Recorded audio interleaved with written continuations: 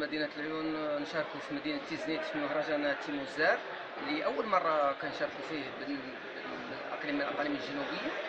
وجينا لهذا المعرض نظرا لأنه معرض شفناه في دورات فايتة، عنده مهرجان زين وعنده مهرجان يهتم بالصياغة بصفة عامة.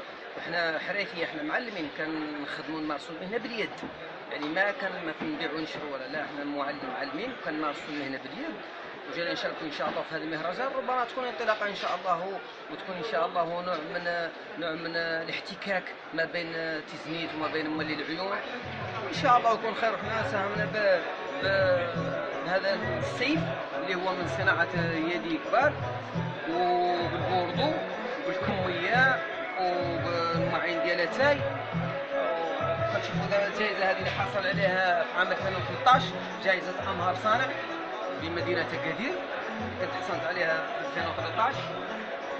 وعموما المشاركة إن شاء الله في مهرجان تيموزار تبدأ إن شاء الله مشاركة زينة. يلا بدا اليوم الحمد لله، ولكن الحمد لله يبان عنه مهرجان زين، وإن شاء الله وبالحسن التوفيق إن شاء الله للناس ديالو. Zaina Bouraoui Traversy, je suis tunisienne. Je suis la designer de la marque Kamaset Fannia Jewelry, installée en Tunisie. C'est ma première participation en fait au Baharajé. Je viens d'arriver, ça a l'air d'être très bien, une belle organisation, un effort. C'est des gens qui sont en train de vraiment faire des efforts énormes pour faire réussir cet événement. C'est une belle ville au fait, et ce qui m'a impressionné c'est le contact avec les gens qui تيزنيت.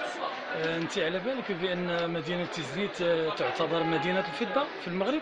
صح، انا في علمي وعلى اثر هذاك انا مختصه في الفضه، et c'est pour ça qu'on m'a contacté pour participer au fait في الصالون هذايا pour la touche اللي انا نزيدها de modernité dans l'esprit ethnique de nos bijoux arabes et tunisiens en fait. Ok, voilà. Merci Donc, beaucoup. merci. Et votre avis en général de la ville de Tiznit, comment vous trouvez la ville de Tiznit? J'étais impressionnée par le muraille ou le bled de Medina al-Arabi. Qu'est-ce que c'est un endroit calme, sympathique, اللي قاعد محافظ على طبيعته ومحافظ على كل جانب المزيان الحلو اللي فيه، يعني on sent vraiment que ça a du charme et ça m'a plu énormément. شكرا. يعيشك. الاستاذ ابراهيم العباسي، فاعل جمعوي واستاذ باحث في مدينه تيزنيت. بالنسبه للدوره السابعه ديال مهرجان تيموزار تنلاحظوا انه عرف واحد التطور كبير مقارنه مع السنوات الماضيه، وتتمنوا ان شاء الله تعالى مزيد من التالق. وتنلاحظوا اليوم ان تطور لان فيه واحد العدد ديال الاروقه، تلقاو الاروقه ديال الصناعه التقليديه والخزف، وبالاضافه الى التراث الصحراوي اللي برز بشكل فعال خلال هذه الدوره، حيت تنلاحظوا ان الزي الصحراوي ولينا تلمسوه في هذه الدوره، وهذا يستحسن لان لا محيد على الجانب الصحراوي، لان بمثابه تيزنيت تكون نعتبرها انها بوابه ديال الصحراء، بالاضافه الى الخزي والفضه اللي برز بشكل فعال وبشكل ايجابي جدا.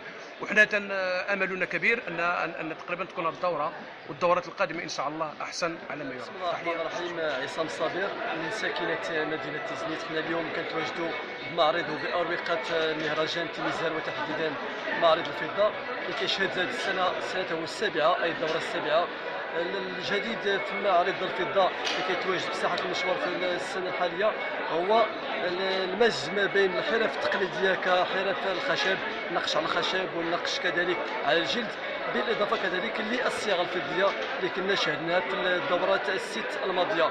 وكذلك الجديد هنا بمعرض الفضه في دورته السابعه هو صناعه وصياغه اكبر باب من الفضه اللي غادي يدخل مدينه تيزنيت مره اخرى ضمن الارقام القياسيه لدى وزاره الصناعه التقليديه والاقتصاد التضامني والاجتماعي، على اعتبار انه في الموسم الماضي شهدت مدينه تيزنيت صياغه القفطان الفضي، في السنه ما قبل الماضيه شهدت مدينه تيزنيت صياغه اكبر خنجر فضي، وبالتالي هذه السنه العلامه الابرز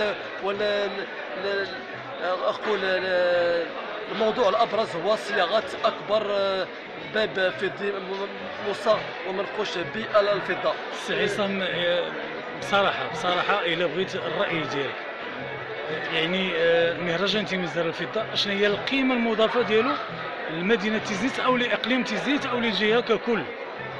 القيمة المضافة اللي كان من وجهة نظري الشخصية هو أنه أولا تعريف بالصياغة الفضية، على اعتبار أن مدينة تيزنيت هي عاصمة الفضة بامتياز داخل ربوع أرض الوطن وكذلك خارج أرض الوطن، ولعل الآلاف المؤلفة من الزوار اللي كتوافد على مدينة تيزنيت في الدورات الماضية من مختلف المدن المغربية وكذلك من خارج أرض الوطن، هو دليل قاطع على أن مهرجان تيميزار كيعطي واحد الشحن قيمة مضافة للسياحة الداخلية. الطموحات ديالي كأحد أبناء مدينة تيزنيت هو أنه تولي الأهمية الكبرى للصناع التقليديين خصوصا فيما يخص الصياغة الفضية. شكرا.